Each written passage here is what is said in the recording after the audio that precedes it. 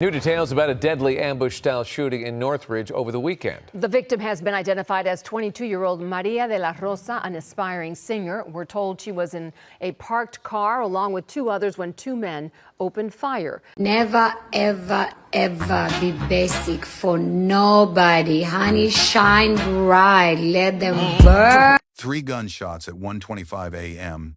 ended a music career before it could begin.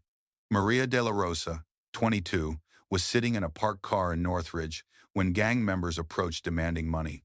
The bullet pierced her abdomen, tore through both lungs, and she died at the hospital. Her stage name was Delarosa. She had 40,000 Instagram followers and a debut single that had dropped 3 months earlier. 3 men have been charged: Francisco Gaytan, LiconGomez, and Eduardo Lopez. All from Northridge, all facing life without parole. The attack was captured on Ring cameras throughout the neighborhood. According to prosecutors, this wasn't random, it was an ambush. Just after midnight, the scene was set on Bryant Street near Tampa Avenue in Northridge. Maria sat in the passenger seat of a parked car with 2 friends, one male, one female. They were meeting people in the area, nothing unusual. Just a late-night hangout in a residential neighborhood. Then 3 figures approached the vehicle.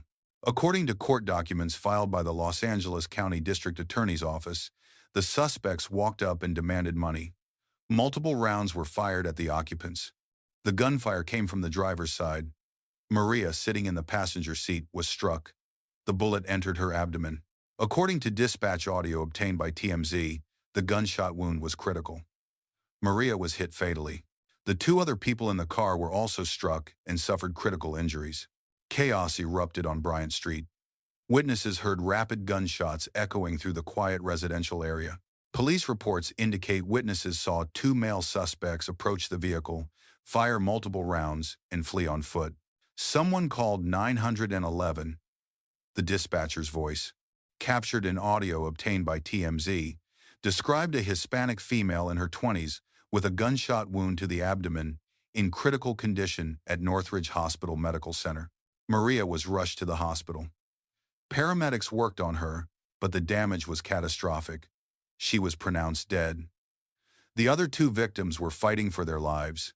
Near the parked car, police recovered 9mm shell casings, physical evidence of an ambush that lasted seconds but changed everything forever.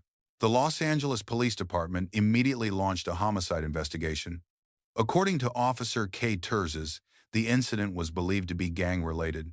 But was Maria connected to gang activity?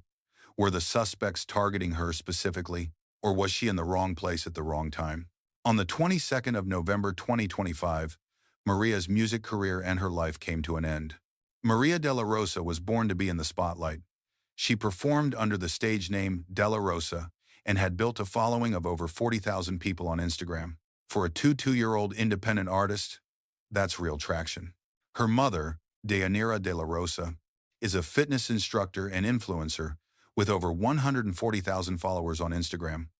Maria grew up watching her mother build a brand, connect with people online, and turn passion into a platform. She wanted to do the same with music. In August 2025, Maria released her debut single, No Me Llames, Don't Call Me. The track was her introduction to the Latin music scene. While it hadn't yet broken 1,000 listens on Spotify by November, the song was gaining momentum. She promoted it heavily on Instagram, sharing studio sessions, behind-the-scenes glimpses, and snippets of new music. Her final Instagram post, made on October 30, showed her in a recording studio holding a bass guitar. The caption, written in Spanish, read, "Busy cooking in the stew, don't call me. It's about that time, game, time baby." She was teasing new releases, building anticipation, doing what every independent artist does, hustling to be heard. Maria's Instagram was filled with glamorous photos, bikini shots, high-end fashion, and luxury items like Chanel purses. She presented herself as someone who had made it or was on her way. She had style, confidence, ambition. According to her mother's interview with Telemundo, Maria was close with her family. Delarosa described her daughter as talented, strong, happy, and someone who wanted to help everyone. She called Maria her best friend. In one Instagram comment made 3 weeks before her death, Delarosa referred to Maria as my baby. Maria celebrated her birthday in October. She had no idea she had less than 2 months left to live. Friends describe Maria as someone with real potential. Devin Christensen, who met Maria 9 to 10 years earlier, posted a tribute calling her an angel who saw his potential when he was at his lowest and helped him start his career. The tributes poured in after her death. Colombian reggaeton artist Sharik wrote in Spanish, "Te amaré siempre, I will always love you." Juan Moises, lead singer of Los Gemelos de Sinaloa, responded with 3 dove emojis. Record executive Jimmy Humilda posted RIP. Dancer Winter Royale wrote, "I can't believe this. I'm in so much pain right now. I never imagined a life without you. My heart is shattered." These weren't just social media acquaintances. These were people in the Latin music industry who knew Maria personally and believed in her talent. Maria was building something. She was working in the studio, connecting with artists, growing her platform. She was doing it independently, without a major label, just raw hustle and belief in her own voice. Francisco Otilio Gaytan, born the 9th of October, 1998, 27 years old. From Northridge. Benny LiconGomez, born the 26th of February, 1998, 27 years old. Also from Northridge. Eduardo Lopez, born the 5th of January, 2004, 21 years old. Also from Northridge. These are the 3 men charged with murdering Maria Delarosa. Public records reveal little about their personal lives. What we know: all 3 lived in Northridge. All 3 were arrested or charged within days of the shooting, and all 3 are accused of approaching Maria's parked car, demanding money, and opening fire. According to the Los Angeles Police Department, the incident is believed to be gang-related, but Maria's social media presence, music career, and family connections don't point to gang affiliation. So why would gang members target her? Some online speculation has focused on Maria's music videos, where she was seen wearing a balaclava mask, an item often associated with cartel and narco culture in Latin America. One commenter on Maria's Instagram even wrote before her death, "Got smoked by the cartel." But speculation is not evidence. Balaclava masks are also common fashion items in urban music videos, especially in Latin trap and reggaeton. Wearing one doesn't prove involvement in criminal activity. What the evidence shows is that Maria was in a parked car with 2 friends when 3 men approached. According to prosecutors, the suspects demanded money. Then they opened fire. This suggests a robbery gone wrong, or a robbery always intended to end in violence. Were Gaytan, LiconGomez, and Lopez targeting Maria specifically? Or anyone in that car? Did they know who she was? Did they follow her there? Ring camera footage from the neighborhood suggests there may be video evidence showing the suspects' movements before and after the shooting, but that footage has not been released to the public. On November 22, Maria had been out with friends. The group was near Bryant Street and Tampa Avenue, a residential neighborhood, not a known gang hotspot or high-crime area. At some point before 1:25 a.m., Maria and her 2 friends parked on Bryant Street. They were sitting in the vehicle, talking, waiting. Then 3 men approached. According to the Los Angeles County District Attorney's Office, Gaytan, LiconGomez, and Lopez walked up to the car shortly before 1:25 inches the morning and demanded money from the occupants. Court documents describe what happened next. The suspects opened fire, striking all 3 occupants. Maria was fatally struck. The other 2 suffered critical injuries. The suspects fled on foot. Witnesses saw 2 males run from the scene, though 3 men were later charged. This discrepancy could mean one suspect stayed back, or that witnesses only saw 2 of the 3 fleeing. Within hours, the investigation was underway, and within days, arrests would be made. When LAPD officers arrived at Bryant Street, they found a crime scene that told a clear story: an ambush. Shell casings on the ground, 9mm rounds, a parked car with bullet holes, 3 victims, all shot, 1 dead, 2 critically injured. Detectives from the LAPD's Robbery Homicide Division, Valley Section, took over immediately. They canvassed the area, interviewed witnesses, and started pulling surveillance footage. According to police, Ring cameras in the neighborhood captured footage of the shooting. Video shows who approached the car, when they approached, what they did, and where they went afterward. Within hours, investigators began piecing together witness statements. Multiple people heard the gunshots. Some saw the suspects fleeing on foot. Descriptions were given. Two males, Hispanic, wearing gray hoodies, estimated to be between 15 and 20 years old based on initial witness accounts. Those descriptions would prove partially accurate. The suspects were indeed Hispanic males, but they weren't teenagers. Gaytan and LiconGomez were 27. Lopez was 21. Surveillance footage likely played a major role in identifying them. If Ring cameras captured clear images of the suspects' faces, investigators could cross-reference those images with gang databases, prior arrest records, and local intelligence. On November 22, the same day as the shooting, Francisco Gaytan was arrested. Same-day arrests in homicide cases usually mean the suspect was caught near the scene or detectives had overwhelming evidence linking them to the crime. The next day, November 23, LiconGomez was arrested. Two suspects were now in custody within 48 hours of the murder. An arrest warrant was issued for Eduardo Lopez, but as of the charges being filed, he remained at large. As of late November 2025, police were actively searching for him. Meanwhile, forensic analysis was underway. Ballistics experts examined the shell casings recovered from the scene. They confirmed the rounds were 9mm, consistent with weapons commonly used in gang-related shootings. Detectives also interviewed the two surviving victims. Those interviews remain sealed. The identities of the two survivors have not been released publicly, and their statements to police are part of the ongoing investigation. On November 26, the Los Angeles County District Attorney's Office filed formal charges against all three suspects. Each was charged with one felony count of murder and two felony counts of attempted second-degree robbery. The attempted second-degree robbery charges confirm what prosecutors believe happened. This was a robbery. The suspects approached the car intending to steal money or valuables from the occupants. When the robbery didn't go as planned, or when the suspects decided to eliminate witnesses, they opened fire. If convicted, all three suspects face life in state prison without the possibility of parole.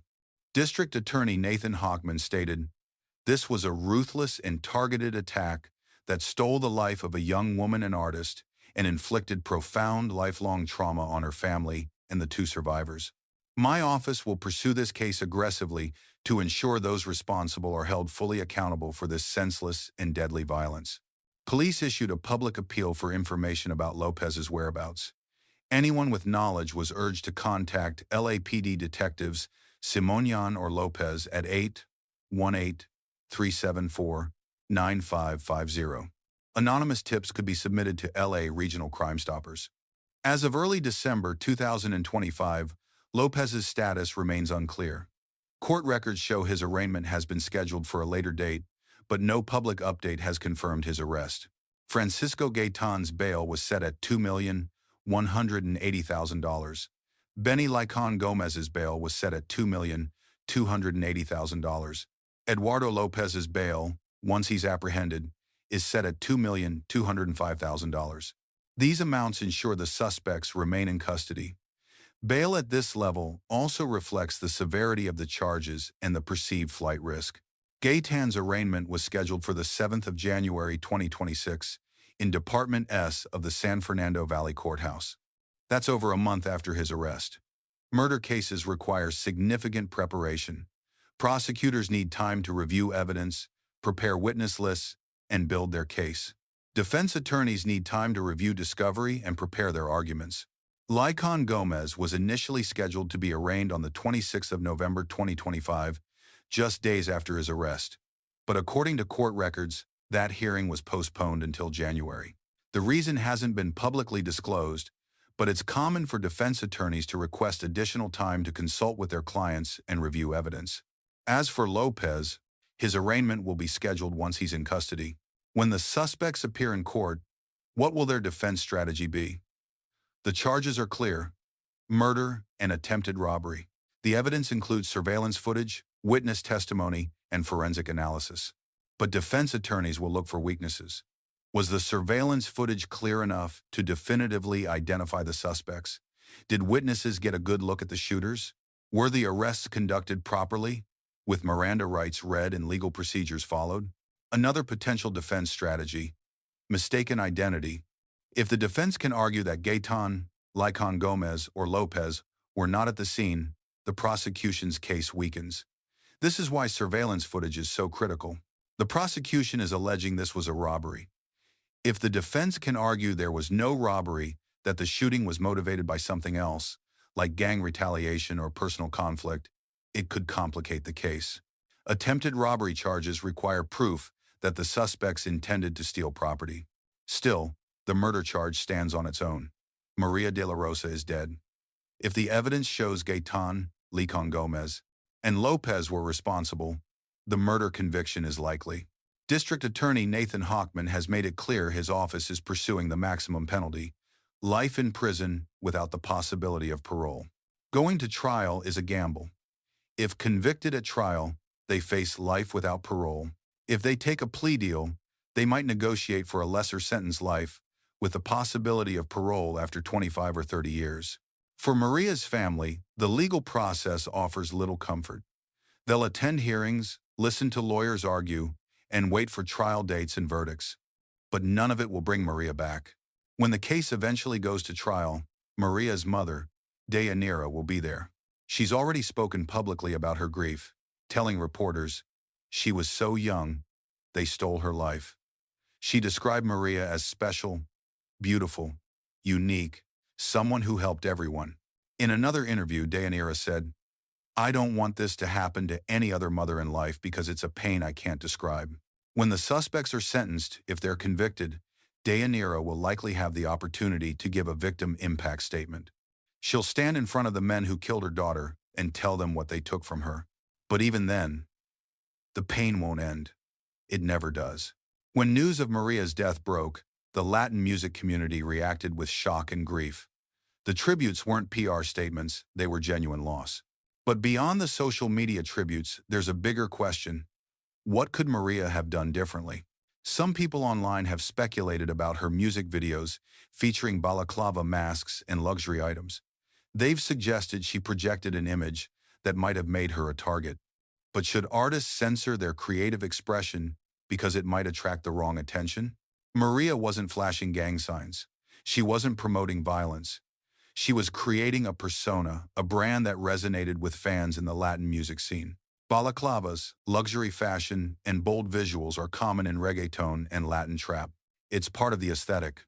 Others have questioned why Maria was in a parked car at 1:25 inches the morning. But is that a crime? Is it reckless? People meet friends late at night all the time. Northridge isn't a war zone. The reality is, Maria didn't do anything wrong. She was living her life, building her career, meeting friends. And three men decided to approach her car with guns. Victim blaming is easy. It's comfortable to believe that if Maria had just made different choices, worn different clothes, posted different content, stayed home that night, she'd still be alive. But that mindset shifts responsibility away from the people who actually pulled the trigger. Maria didn't kill herself. Gaytan, LiconGomez, and Lopez are accused of killing her. They made the choice to approach that car. They made the choice to demand money. They made the choice to open fire. Maria's only mistake was being in the wrong place at the wrong time. And that's not a mistake. That's just tragedy. Her death has sparked conversations in the Latin music community about safety, about the risks of building a public persona, about the intersection of art and violence. But those conversations don't bring Maria back. As of December 2025, Francisco Gaytan and Benny LiconGomez remain in custody in Los Angeles County Jail, awaiting arraignment on the 7th of January 2026. Eduardo Lopez is still at large, though police continue to search for him. The two survivors, whose names have not been released, are presumably recovering from their critical injuries. Gunshot wounds can have lifelong consequences. Even if they survive physically, the trauma of watching their friend die in front of them will never leave. Maria's mother, Delarosa, is navigating grief that most people can't imagine. In interviews, she's spoken about how close she and Maria were. She called her daughter her best friend. Now she has to live every day without her. Maria's debut single, No Me Llames, is still available on streaming platforms. It's sitting there on Spotify and Apple Music, a reminder of what could have been. The song hadn't broken 1,000 listens by the time Maria died. It's a bitter irony. Artists dream of being heard, Maria was hustling to get her music out there. And now, the only reason some people will listen is because she's dead. Her Instagram page has become a memorial. Fans leave comments under her final post, the one from October 30 where she's holding a guitar in the studio. Rest in peace. Gone too soon. You deserve better. They're right. She did deserve better. Maria deserved to release more music, grow her career, see her following expand, perform on stages across Latin America, make her mother proud. Instead, she's a statistic. Another victim of gun violence in Los Angeles. Los Angeles has seen a decline in homicides in recent years. According to Everytown, homicides in LA fell by about 26% in 2024 and continued to decline in 2025. The city is on track for its lowest homicide total in decades. But Maria Delarosa is still dead. Statistics don't matter when it's your daughter. Numbers don't capture the loss of potential, the silencing of a voice, the absence of a person who should still be here. Could this have been prevented? Maybe. If the suspects had been arrested for prior crimes and kept off the streets, Maria might still be alive. If there had been better lighting or more police presence on Bryant Street that night, the suspects might have chosen a different target. If Maria had stayed home that night, she wouldn't have been in that car. But those are all ifs. And ifs don't bring people back. What do we learn from this? That gun violence is still a problem, even in declining crime rates. That artists are vulnerable when they build public personas. That robberies can turn deadly in an instant. That being in the wrong place at the wrong time can cost you your life. Or maybe the lesson is simpler. Sometimes people are just evil. Sometimes violence is senseless. Sometimes tragedy strikes without warning or reason. Maria Delarosa was 22 years old. She had a debut single, a growing Instagram following, a mother who loved her, friends who believed in her, and dreams. And 3 men took all of that away. Francisco Gaytan, Benny LiconGomez, and Eduardo Lopez are accused of stealing Maria's future. If convicted, they'll spend the rest of their lives in prison. That's justice in the legal sense. But it's not enough. It never is. Because justice doesn't resurrect the dead. It doesn't heal the trauma of the survivors. It doesn't erase the grief of a mother who lost her daughter. Maria's music will live on streaming platforms. Her photos will remain on Instagram. Her memory will be carried by the people who loved her. But Maria herself is gone. The case continues. The arraignments are scheduled. The trial will eventually happen. And when it does, the world will hear the full story of what happened on Bryant Street in the early hours of November 22. But no matter what the verdict is, no matter how long the sentences are, one thing will remain true. Maria Delarosa should still be alive, and she's not. That's the reality. That's the tragedy. That's the story of Delarosa.